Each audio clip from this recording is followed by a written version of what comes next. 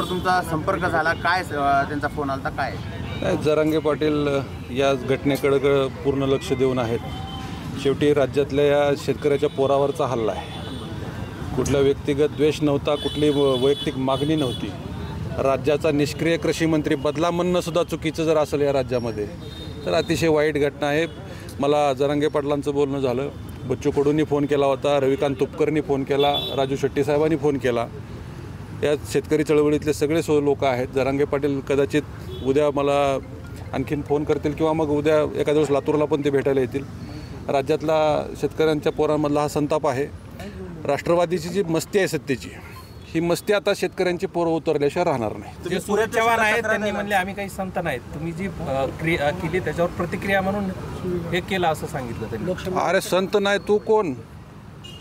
तू संत नाही म्हणजे आम्ही पण शांत नाहीत ना। शेतकऱ्याच्या बाबतीत चुकीची भूमिका मांडणारा कृषी मंत्री या राज्याला भेटला आहे, त्याच्याबद्दल आम्ही बोलायचं नाही। तुला काय अशी ताकद दिली त्या अजित पवारांनी? माझं अजितदादांना आव्हान आहे, असे गुंड सांभाळाल तर राष्ट्रवादी रसातळाला जाईल। एखादी निवडणूक जिंकली त्या भाजपचा सहारा घेऊन म्हणून काय तुम्हाला असं ताम्रपत्र घेतल्यासारखं नका वागू। ही शेतकऱ्यांच्या पोरावर तुम्ही हल्ला केला आज, आणि ही शेतकऱ्याची पोरं तुमच्यावर तुमचा माज आणि मस्ती जिरवल्याशिवाय राहणार नाही। मी आता ती प्रक्रिया पुन्हा थोड्या वेळानं करणार आहे। थोडं मला छातीला मार लागलेला आहे, पोटात त्रास होतोय, बोलायला सुद्धा त्रास होतोय।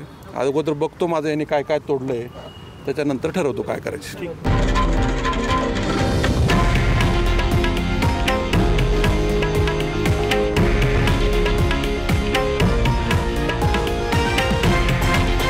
हे आहे देशातील नंबर 1 न्यूज नेटवर्क आणि आपण पाहत आहात TV9 मराठी, एकमेव।